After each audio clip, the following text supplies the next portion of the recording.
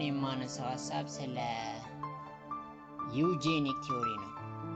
ዩጄኒክ ቲዮሪ ምንድነው? ምን አይነት አርጊውመንቶች ያነሳል? መቼ ጀመረ? በምን አይነት ፋክት ላይ የተመሰረተ ነው? ከሳይንስ ጋር ያለው ግንኙነት ምን ይመስላል?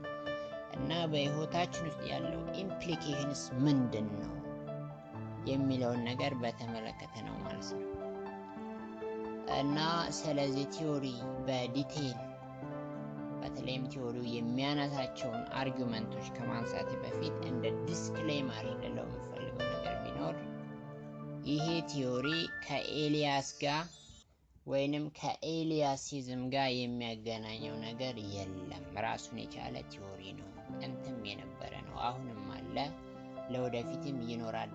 ፎልሲፋይ እስካልተደረገ ድረስ እስካሁን ድረስ ያለው ሳይንስ ያለው ቴክኖሎጂም ሆነ የምርምር ሂደት ይህንን ቲዮሪ ፕሮሞት የሚያደርግ ነው እንጂ ፎልሲፋይ የሚያደርገው ነገር አልተገኘም ማለት ነው። በሁለተኛ ደረጃ እንደ ዋርኒንግ እንደ ምክርም ለዚህ አውዲዮ አድማጮች የምለው ነገር ቢኖር ማቹር መሆን አለባቸው። ይሄ ለማቹርድ ሰው ነው። ማቹርድ ሲባል ኢንተሌክቹዋሊ ሃይ ሌቭል ላይ ደረሰ፣ ይሄ በጣም የጥበብ ሰው የሆነ አዲስ ነገርን ሁሉ ጊዜ ለማስተናገድ ዝግጁ ለሆነ አንዴ ፕሮግራምድ ተደርጎ አንዴ ኢንዶክትሪኔት ተደርጎ ህይወቱን በዛ በተመሳሳይ ፕሮግራም ለሚመራ ሰው ያ እንደዚህ አይነቱ ነገር አይመከርም ማለት ነው። ህይወቱን ሊያዘበራርቅበት ይችላል እና ይሄ የበሰለ ሰው መሆን አለበት ማለት ነው። ይሄንን ቲዮሪ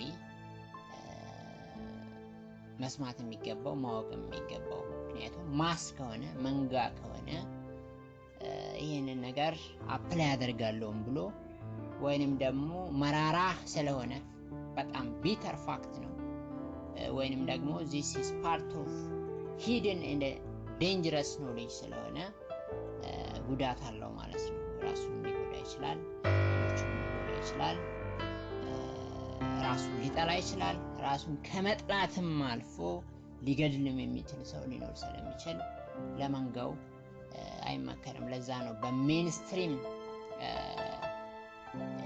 ኤጁኬሽን ውስጥ የማይሰጠው ማለት ነው። ለምሳሌ በዩኒቨርሲቲም በሃይስኩልም በየትኛውም የትምህርት ደረጃ በየትኛውም ኤጁኬሽናል ስትሪም ለመንጋ የማይሰጥበት ምክንያት እና ይሄ ህይወቱን አንዴ ፕሮግራም አድርጎ ከሆነ ቦታ ባገኘው ኢንፎርሜሽን ከሆነ ዩኒቨርሲቲ ከሆነ ሃይስኩል ወይንም ከሆነ የመረጃ ምንጭ ህይወቱን በዛ እስከ ህይወቱ ፍጻሜ ድረስ የሚመራ ሰው ይህንን ነገር ኢንተርቴን እንዲያደርግ አይመከርም። ይህ ነው። አሁን የሚጀምረው ነገር ምንድነው? ቲዮሪው መቼ ጀመረ ከሚለው ይሆናል። ቲዮሪው የጀመረው በቢሲ ነው። ለመጀመሪያ ጊዜ በሊትሬቸር ውስጥ የተጠቀሰው በፕላቶ መጽሐፍ ሪፐብሊክ በተሰኘው ውስጥ ነው ማለት ነው። እዛ ውስጥ በምን አንድምታ እንደተጠቀሰ ይበልጥ ለማብራራት እንዲያመች የፕላቶ መጽሐፍ ሪፐብሊክ የተሰኘው ስለምንድነው የሚያወራው፣ ምንድነው ዋናው ጉዳይ እዛው ዲስከስ የተደረገው ስንል ያ መጽሐፍ ሜንሊ የሚያወራው ስለ ፖለቲካል ፊሎሶፊ ነው። በተለይም ደግሞ ሶሳይቲ እንዴት ኦርጋናይዝ መሆን አለበት፣ በተለይም ጀስቲስ አት ስቴት ሌቭል እንዲመጣ ማ መምራት አለበት፣ ማ ምን መስራት አለበት የሚለውን ነገር ያነሳል ማለት ነው ፕላቶ። እና ያንን ሐሳብ ሲያነሳ እንደ መፍትሄ ብሎ የሚያስቀምጠው ነገር በሱ ፖለቲካል ፊሎሶፊ በዛ ሪፐብሊክ በተሰኘው መጽሐፍ ውስጥ ሶሳይቲውን በሶስት ይከፍለዋል። ሶስት ክላስ አለ። የመጀመሪያው ክላስ ዘ ጋርዲያን ይባላል። ዘ ጋርዲያንስ ይሄ የጋርዲያን ካራክተሪስቲክስ ያንዳንዱ ክላስ የራሱ የሆነ ካራክተሪስቲክስ አለው፣ ባህሪ አለው፣ ናቹራል ቲልት አለው፣ ናቹራል ኢንክላይኔሽን አለው፣ ዝንባሌ ማለት ነው። ወደ አንድ ነገር በተወሰነ ከሌላው አንፃር የተፈጥሮ ስጦታ እንደምንለው አይነት ነገር ማለት ነው። በተለምዶ ኢንክላይኔሽን አለው። በዛ ኢንክላይኔሽን መሰረት ነው እዛ ጋር እንግዲህ ይሄ የክላስ ዲቪዥን የተሰራው ማለት ነው። እና የጋርዲያኖች ካራክተሪስቲክስ ምንድነው? they are men of wisdom, understanding, reason, rationaloች ናቸው። ሊደርሺፕ የሚያምርባቸው፣ ሊደርሺፕ የሚወዱ፣ ሊደርሺፕ የሚሆንላቸው ከሌላው አንፃር በተፈጥሯቸው ለዛ ያደላ ኔቸር አላቸው ማለት ነው። በቀላሉ የሊደርሺፕ ትምህርት ለምሳሌ ለጋርዲያን እና ለሌላው በሰጥ እነሱ ናቸው ሞር የሚገባቸው ወይንም ደግሞ በቀላሉ ፕራክቲስ ሊያደርጉት የሚችሉ ተፈጥሯቸው ወደዛ ስለሚያዘነብል። ሶ ጀነራሊ እነሱ ካራክተር ራሽናሎች ናቸው፣ ፊሎሶፈሮች ናቸው። ፍልስፍና የሚወዱ፣ ምርምር ጥናት የሚወዱ፣ ጥያቄ የሚጠይቁ፣ ስኬታቸው የሚመዘነው ደግሞ በኢማቴሪያል በሆነ ነገር በኢንተሌክቹዋል ፐርፎርማንስ አይነት ነገር ነው ማለት ነው። በቁሳቁስና በሌላ ነገር አይደለም። እና በጥቅሉ የነሱ መገለጫ ጥበብ ነው ማለት ነው። የጥበብ ክላስ ማለት ነው። መሪዎች ይላው ክላስ ነው። እና ፕላቶን ዘ ፊሎሶፈር ኪንግ የሚለው ከነሱ ውስጥ ነው የሚመደበው ማለት ነው። ሁለተኛው ክላስ ኦክሲለሪ ይባላል ወይንም ደግሞ the spirited ይለዋል ፕላቶ። ይህ ማለት ምንድነው? ስፒሪት የተባሉበት ምክንያት ኢሞሽናሊ በጣም ሴንሲቲቭ ናቸው። በኢሞሽን የሚታወቁ ናቸው። በስሜት ማለት ነው። ስሜታዊ ይሆናሉ በቀላሉ።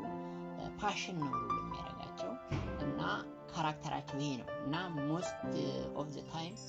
most of the time ይሄ የሚሊታሪ ክላስ ሆኖ የሚያገለግል ወይም ሶልጀር ሆኖ የሚያገለግል የሶሳይቲ ክፍል ነው ማለት ነው። እና በቀላሉ ኢንዶክትሪኔት የሚደረጉ በቀላሉ ፕሮግራም የሚደረጉና ከዛ ፕሮግራም አንዴ ከተሰጡት አንዴ ፕሮግራም ከተደረጉት ፕሮግራም ውጪ ሌላ ነገር የማይጨምሩ፣ የማያስቡ፣ የማይጠይቁ እስከ ህይወታቸው ፍጻሜ ድረስ በዛ ላይ በዛ ፕሮግራም በዛ ኢንዶክትሪኔሽን የሚኖሩ ናቸውና ስሜታዊ ስለሆኑ ስሜትን ስለሚያጠቃቸው ፓሽን ነው ሩል የሚያደርጋቸው ሪዝን አይደለም።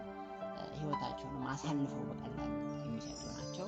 ቅድም እንዳልኩት most of the time they represent the soldier class ማለት ነው፣ the military class። ቁጥራቸው ደግሞ በዛ ያለ ነው። ጋርዲያኖቹ ትንሽ ናቸው። ሶስተኛው እና the most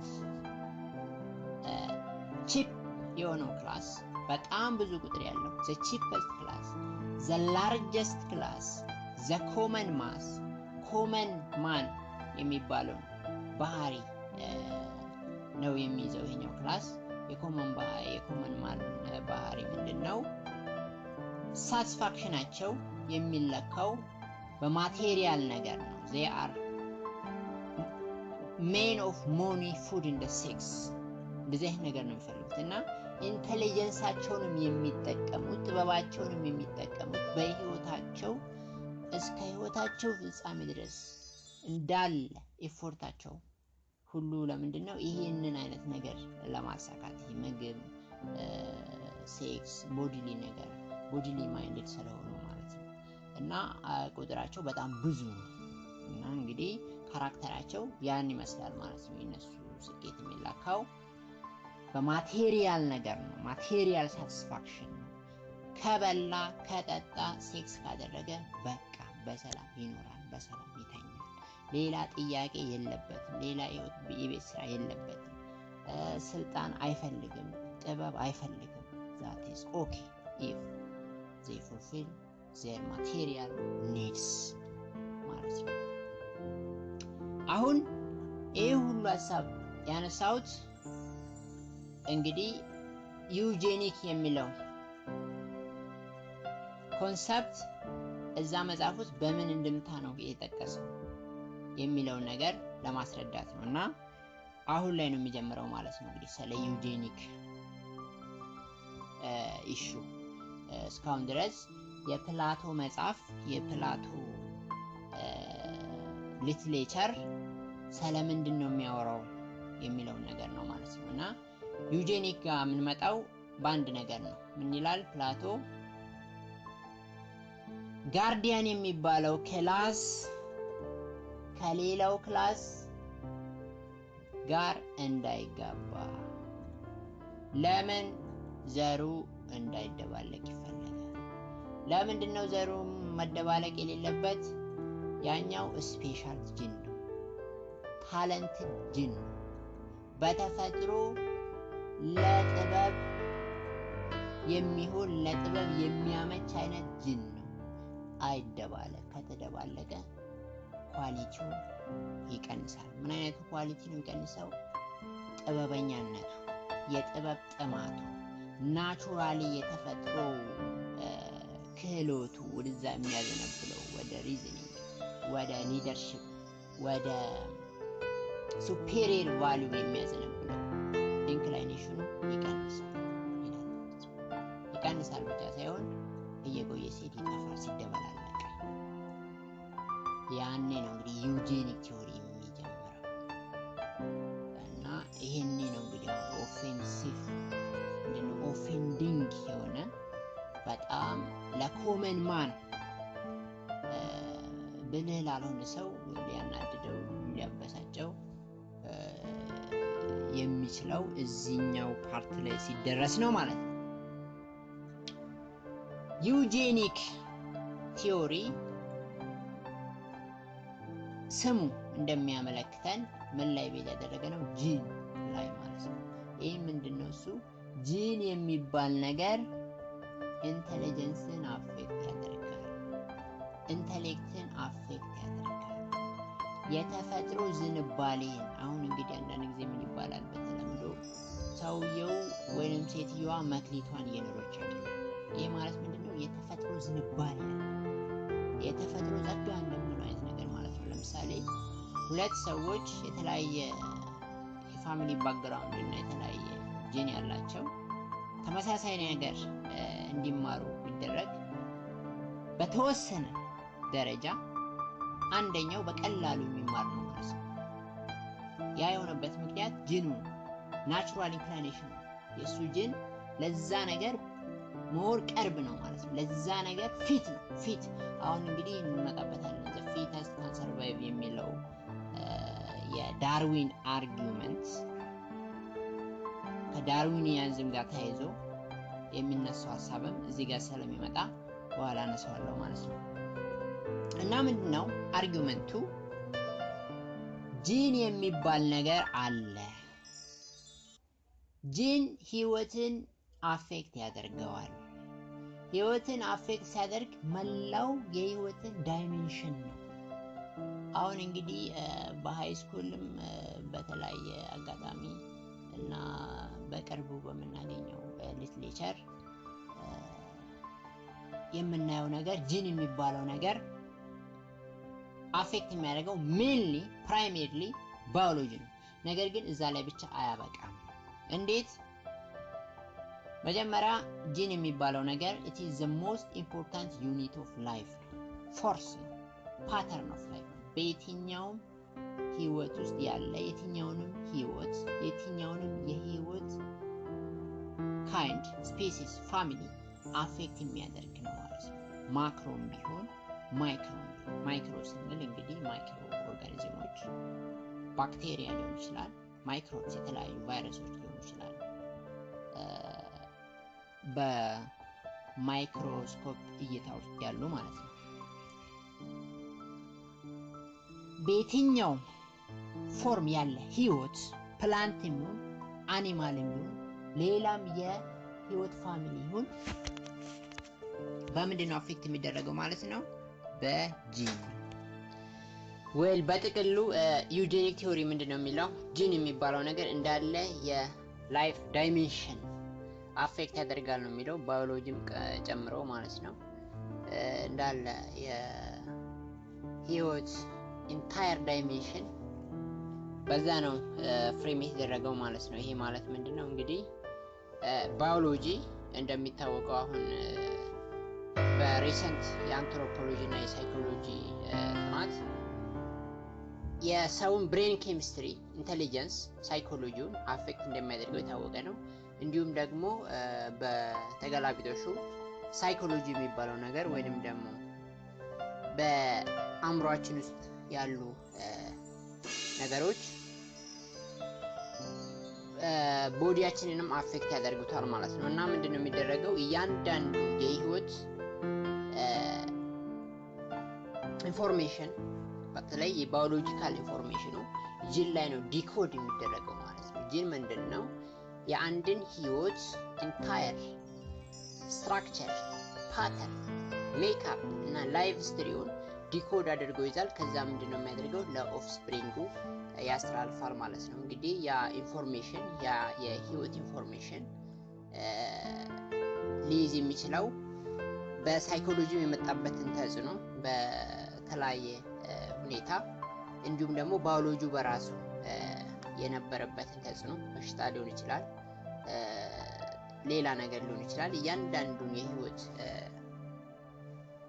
ፓተርኑ ምን አይነት የሴል አሬንጅመንት እንደነበረው፣ ምን አይነት የደም አይነት እንደነበረው፣ እንዴት ፋንክሽን ያደርግ እንደነበረ፣ በምን አይነት ሳይዝ ኤግዚስት ያደርግ እንደነበረ፣ ምን አይነት ከለር እንደነበረው ሁሉ ሳይቀር ሪኮርድ ይደረጋል ማለት ነው። እና ጂን የሚባለው ነገር በእያንዳንዱ ህይወት ውስጥ ከፍተኛ የሆነ ሚና አለው ማለት ነው። እና ዩጄኒክ ቲዮሪ ምንድነው የሚለው በተፈጥሮ እያንዳንዱ ጂን የራሱ የሆነ ዩኒክ የሆነ ፓተርን አለው። ያ ፓተርን ለአንድ ነገር እንዲያደላ፣ ለአንድ ነገር ሞር ፊት እንዲሆን ወይንም ደግሞ ከሌላው በተሻለ መልኩ ለሆነ ነገር ሞር ፊት ሆኖ እንዲ ኤግዚስት እንዲያደርግ ያደርገዋል ማለት ነው። ይሄ ማለት ምንድነው? ለምሳሌ ያንዳንዱ ጂን የተለያየ ፓተርን አለው እና ተመሳሳይ ችግር ቢፈጠር፣ ለምሳሌ በሽታ ቢፈጠር በተወሰነ ፋሚሊ ውስጥ ተመሳሳይ የሆኑ ፋሚሊ እንበልና ወይ እንስሳቶች ናቸው ወይ ሰዎች ናቸው፣ ያ በሽታ ያወረርሽኝ ብዙዎቹን ቢገድልና የተወሰኑት ሰርቫይቭ ቢያደርጉ በምክንያቱም ሊሆን የሚችለው ማለት ነው just because of their gene እነሱ በተፈጥሯቸው ያንን ችግር ለመቋቋም የሚያስችል ተፈጥሯዊ የሆነ ክህሎት ወይንም ደግሞ አዳፕት የሚያደርግበት ፖቴንሻል አለው ማለት ነው። ሶ ይሄኛው ደግሞ ለማይንዱ እንዲሁ ይሰራል ማለት ነው። ምክንያቱም በጣም አክቲቭ የሆነ ለኢንተሊጀንስ የሚሆን ጂን አለ፣ ደግሞ ለኢንተሊጀንስም የማይሆን ትንሽ ደደብ የሆነ ወይንም ደግሞ በቀላሉ ለዛ ነገር ፊት የሚያደርግ ጂን ይኖራል ማለት ነው። እና ምንድነው አርጊውመንቱ? ፖፑሌሽን የሁማን ፖፑሌሽን በዚህ መልኩ ማሻሻል እንችላለን ነው። ለምሳሌ አሁን በሞደርን ጄኔቲክ ኢንጂነሪንግ ፕላንቶችን ወይንም አኒማሎች ላይ ፕራክቲስ ያደረግን እንደፈለግነው ምርታማ እንዲሆኑ፣ ብዙ ወተት እንዲኖራቸው፣ ብዙ ስጋ እንዲኖራቸው፣ ብዙ ምርት እንዲሰጡ ፕላንቶችን ከሆኑ እንደምናደርገው ሁሉ የሁማን ፖፑሌሽንንም ጥሩ የሆነ ፖፑሌሽን ኳሊቲ ያለው እንደሚፈለገው ማለት ነው ለኢንተሊጀንስ የሚያበቃውን አይነት ነገር መፍጠር ይቻላል ማለት ነው። እያዳቀሉ ይሄኛውን ከዛኛው ይሄኛውን ከዛኛው። ለምሳሌ ረጃጅም ሰዎች አንድ ላይ ቢመጡ አጭር ልጅ የሚወለዱ ወይንም አጭር ኦፍስፕሪንግ የመፈጠረው እድል በጣም አናሳ ነው ማለት ነው። ሴተርስ ፓሪበስ አዘር ቲንግስ ሪሜን ኮንስታንት የኢኮኖሚ ቲዮሪ ተበድረን ብናስብ ማለት ነው። ሌላ ጣልቃ ገብነት ከሌለ ወይንም ደግሞ በሬጉላር ፕሪንሲፕል ሌላ ኢሬጉላሪቲ ካልተፈጠረ በስተቀር ምንም አይሆንም ማለት ነው። ልክ እንደዚሁ ባዮሎጂው በጂኑ አፌክት እንደሚደረግ ኢንተሊጀንሱም ለኢንተሊጀንሱም አስተዋጽኦ አለው የሚል አርጊውመንት አለው ማለት ነው። ይሄ እንግዲህ በዘመናዊ ትምህርት በተለይም ደግሞ ይሄ አሁን ላይ ስለ ዲሞክራሲ ስለ ኢኳሊቲ በምንማራቸው ሳቢ ሲታይ ልንቀበለው አንችልም። ምክንያቱም ሶሳይቲውን አልሆነ ነገር ውስጥ ሊጨምረው ይችላል። ለምሳሌ መንጋው ይህንን ነገር ከደረሰው ምንድነው የሚያደርገው? ወይ ሬሲዝም ውስጥ ይገባል ወይንም ደግሞ ሌላ ችግር ውስጥ ይገባል ተብሎ ስለሚፈራ ነው እንጂ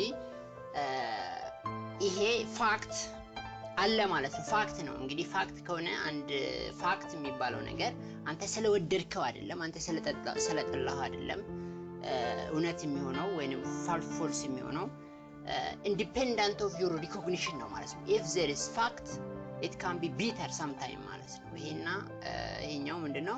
part of bitter fact ነው ማለት ነው። part of bitter reality ነው ማለት ነው። መራራ ነው፣ ለሰዎች ብዙ ችግር ሊፈጥር ይችላል። እንግዲህ በኮሎናይዜሽን ጊዜም ይሄንን ቲዮሪ መሰረት አድርገው ነው ማለት ነው የተነሱት። መጀመሪያ የሆነ ኢንፌሪየር የሆነ ሬስ አለ፣ እኛ ሱፔሪየር ነን፣ ከዛ ሞኖፖሊ ዊዝደም ስላለ እናሰልጥነው ተብሎ ከዛ በሁለተኛው ዓለም ጦርነት ሂትለር መጥቶ የአሪያን ሬስ ቲዮሪ ይዞ ችግር ፈጥሯል። ነገር ግን ይሄ ቲዮሪ አሁን ላይ እንደዛ እንድናደርገውም ባይሆን የሚመከረው ያኔ እንደዛ ሲያደርጉ የነበሩ ሰዎችም አውቶ ብሉ ስካ አይደለም፣ ከቀሸት አይደለም ማለት ነው። ዝም ብሎ ጅል ስለሆኑ አይደለም ያንን ነገር ያመጡት። there is some kind of truth behind every assumption, every theory, every history ማለት ነው። ዲግሪውና ኔቸሩ ቢለያይ ማለት ነውና ቅድም እንዳልኩት ይሄ ሊሆን የሚችለው እንደዚህ አይነት ነገር ዲስከስ መደረግ ያለበት በኢንተሌክቹዋል ዎች ውስጥ ነው እንጂ ለመንጋው እንዲደርስ አይፈቀድም ነውና በጥቅሉ ምንድነው ልክ ጂኒክ ባዮሎጂን አፌክት እንደሚያደርገው ኢንተሊጀንስንም አፌክት ያደርጋል ማለት ነው። ስለዚህ የጂን ኳሊቲ ማተር ያደርጋል ማለት ነው። በቀላሉ ለለርኒንግ የሚሆን ለኢንተሊጀንስ የሚሆን ከሌላኛው በተሻለ መልኩ ፊት የሚሆን ጂን አለ ማለት ነው። ልክ እንስሶችን ጥቁር ላምና ጥቁር በሬ ያምተክ ጥቁር ጥጃ እንደሚወለደው ሁሉ ሰዎችም እንደዛው ቀይና ጥቁር ረጅምና አጭር ሲሆን እንደዛው እንደ ጂኑ አይነት የሚፈጠረው ኦፍስፕሪንግ አፌክት እንደሚደረገው ሁሉ ይሄ በኢንተሌክቹዋል ነገር ዘገምተኛነት ይሄ ምንድነው የሆነ ሪታርድድ የሆነ ሂስትሪ ያለው ለዛው ለኦፍስፕሪንጉ ሪታርድድ የሆነ ነገር ነው ማለት ነው የሚደርሰው። ምክንያቱም ጂኑ እንዳለ የህይወቱ መረጃ ሪኮርድ አድርጎ ስለሚያስተላልፍ ማለት ነው። ሶ በጥቅሉ ዩጄኒክ ቲዮሪ ምን ይላል? የጂን አይነት የኢንተሌክቹዋል ፐርፎርማንስን ኢንተሊጀንስን ብቃትን አፌክት ያደርገዋል የሚል ነው። እንግዲህ ይሄ ከኤሊያሲዝም ጋር ወይንም ከኤሊያስ ጋር ይገናኝም ራሱን የቻለ ቲዮሪ ነው። ይሄን ይመስላል ማለት ነው እንግዲህ የቲዮሪው አርጊውመንት በጥቅሉ እና ፕላቶ እንደሚለው ከሆነ ሞር ፊት የሆነ ኦፍስፕሪንግ እንዲኖር በኢንተሊጀንሱ ከፈለግ ደደብ የምትላትን ሴት አትገናኝ ማለት ነው። ከሷ ልጅ አትውለድ። ወይንም ደግሞ ሴትም ከሆነች እሷ ፊት ነኝ ብላ ካሰበች ስማርት ነኝ ብላ ካሰበች ደደብ ከምትለው አይነት ወንድ ጋር ተገናኝታ ልጅ አትውለድ ነው የሚለው ፕላቶ ማለት ነው። ዩጄኒክ ቲዮሪ ነው። ይሄ ተደብቆ ያለ ፋክት ነው፣ ሳይንቲፊክ ፋክት ነው፣ ቢተር ነው። ለመንጋው ግን ስለማይሆን እስካሁን ድረስ የተቀመጠው። ምክንያቱም አንዳንድ ጊዜ ትሩዝ ለሶሳይቲ በቫልዩ በዩቲሊቲው ነው እንጂ ዝም ብሎ አንዳንድ ጊዜ ሁሉም እውቀት ለማሱ ከሰጠ ነው ሶሳይቲው እንዳለ ሌላ ችግር ውስጥ ሊገባ ይችላል። አለቀ። This is Elias, the owner and the founder of Eliasism, a new kind of philosophy. አሁን የማነሳው ሀሳብ ስለ ዩጄኒክ ቲዮሪ ነው። ዩጄኒክ ቲዮሪ ምንድን ነው?